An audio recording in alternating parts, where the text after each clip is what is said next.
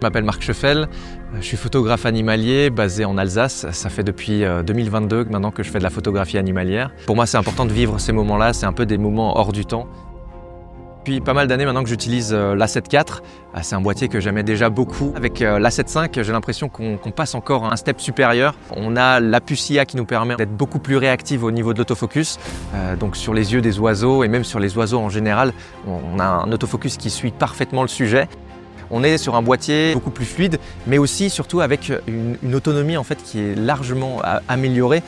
Grâce au nouveau capteur de 33 millions de pixels qui est semi-empilé, ça nous permet d'avoir une rafale qui va jusqu'à 30 images par seconde et ça c'est vraiment ultra confortable.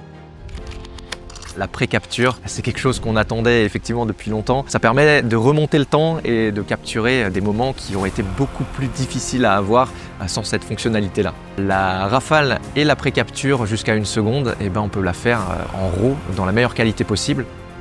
Maintenant, on a un écran qui est pivotable sur 4 axes. Ça me permet justement, en affût, de pouvoir toujours voir ce que je suis en train de cadrer, peu importe l'orientation du boîtier.